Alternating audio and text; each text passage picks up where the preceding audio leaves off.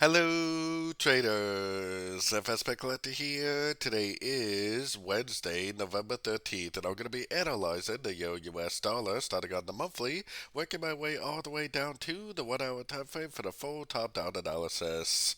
But don't forget to check out my website, fxpipcollector.com, if you'd like to get access to my swing trade setups, my daily members-only live streams on Zoom, and my 34-video trading course, all included for only $30 per month. So the euro has been very, very weak, as you can see. It probably is going to most likely go down and test these lows before we really do get that bigger push up that we've been expecting. So definitely let's keep an eye out for that. Let's head down to the weekly time frame. On the weekly time frame, I think this is a double three pattern. So 1, 2, 3 waves down. So 3 waves. 1, 2, 3 waves up. So this is either going to be 1, 2, 3 waves down, which I think pretty much invalidated. So I think it's 1, 2, 3, 4, 5 waves down.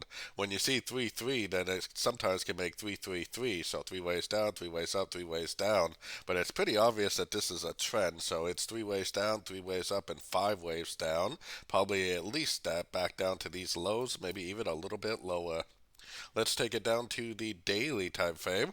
On the daily time frame, this is definitely stretched out to the point where I think we are very, very, very likely in a wave 3 already. I think this is a wave 1, this is a wave 2, and we are already in a wave 3.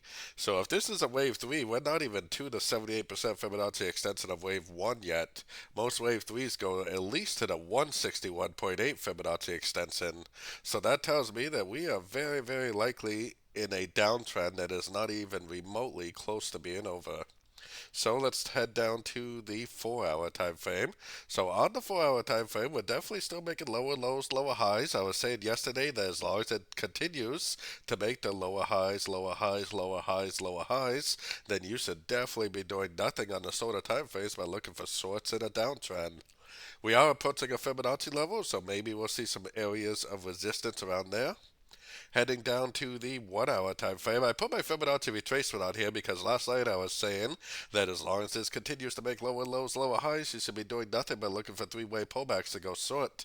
Look what happened. You got your Fibonacci retracement on the last impulsive down. You got 1, 2, 3 waves up. You got it right to a Fibonacci retracement, 50% Fibonacci retracement. Nice engulfing move to the downside. Another perfect trend trade. Beautiful, beautiful entries. Pretty much every single one of these pullbacks has been a three-wave pullback also, so definitely been a trend trader's paradise for sure. Now we do have a Fibonacci level right around the 1.0581 area, so maybe the market will turn right there. We also do have CPI inflation data coming out today. It does seem like a good place for maybe a move to the upside. But if we really are in a wave 3 on the daily time frame, then this is actually more likely to just keep on trending down. Like I said, most wave 3s go to at least the 161% of wave 1. We're not even to the 78% of wave 1 yet. So this downtrend has a lot and lots and lots of room to continue. So be very careful trying to go long thinking that this trend is over because it may not even be close to being over. So anyways, don't forget to join my free Discord channel, which is linked over here in the corner. And as always, thank you and happy trading.